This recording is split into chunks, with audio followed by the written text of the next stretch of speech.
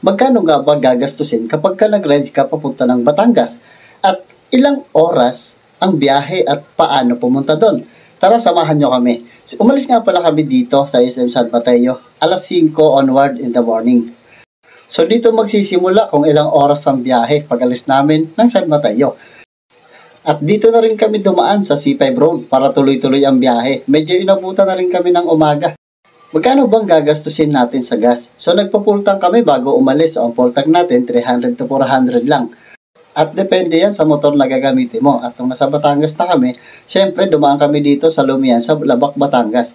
At ito nga pala ang mga motor na ginamit namin. Sila nga kaya mag-rides. Paano pa kaya yung motor mo maganda?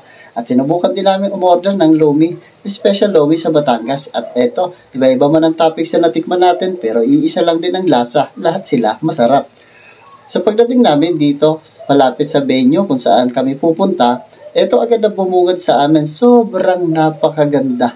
Talagang mag-e-enjoy ka sa daan pa lang mga bossing. At ramdam mo bawat hampas ng hangin sa helmet mo, sa buong katawan mo, ramdam mo ang saya at sarap sa pagra-rides mga boss. Lalo na kapag ganitong tanawin ang nakikita mo, bawat paligid talagang nakaka-relax.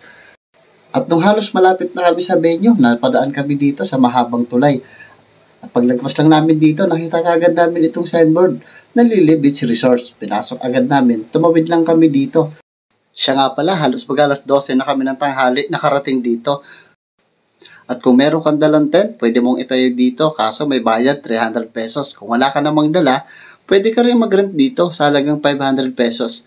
Malawak ang lugar mga boss, kaya mag-e-enjoy ka kung marami kayo o pamilya, buong grupo. Suwak sa inyo ang lugar na ito at hindi rin delikadong dagat dito kasi hindi naman siya ganun kalalim agad. At kung itatanong nyo kung magkano entrance dito, 150 lang mga boss. At syempre, minsan lang ito mangyari sa buhay natin at minsan lang tayo makarating dito. Kaya kapag ka nakarating ka dito, sulitin mo na ang magagandang tanawin at pwede mong gawin dito. At kami, ito ginawa namin, relax-relax lang, pagsamantala naming iwan ang magulo at masalimot na mundong meron kami at laging pagod sa trabaho, kaya siyempre pag nandito ka na, gawin mo na ang ikari-relax ng isip mo, ikari-relax ng katawan mo at i-enjoy mo kung ano ang meron ka dito ngayon.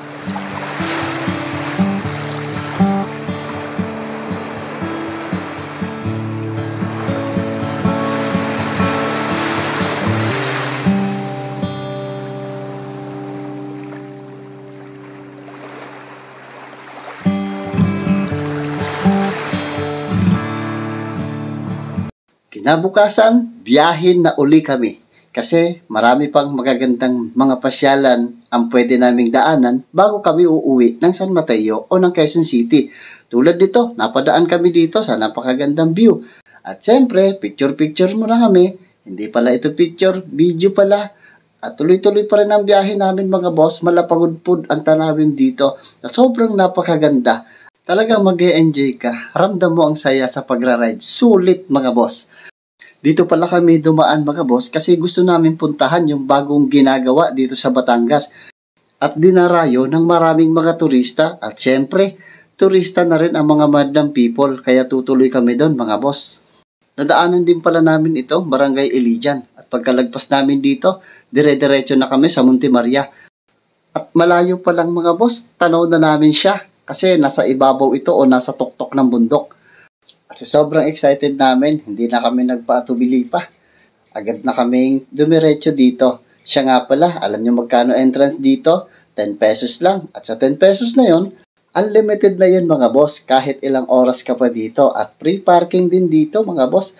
Kaya mag-e-enjoy ka talaga kahit anong pwede mong gawin dito. Pagdating namin dito, parking agad ng aming mga motor.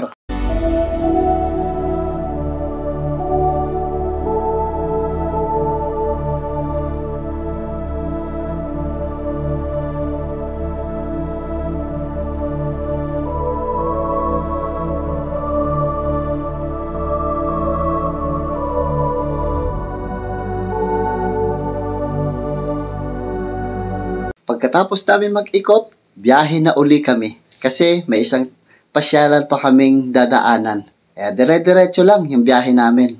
Dumaan din kami dito sa Fantasy World, sa Lemery, Batangas. Pagkatapos nito, tuloy uli ang biyahe namin. Dumaan uli kami dito sa picnic group. Abot lang ng resibo, akala ko libre. 75 pesos pala bago ka makapag-ikot dito. At syempre, nagbayad na kami ng 75 pesos. At pwede mo nang ikutin ang buong picnic groups at dito sa view ito, makikita mo na ang Bulkang Taal. Maraming mga tanawin dito at talaga namang dinarayo ng maraming mga turista.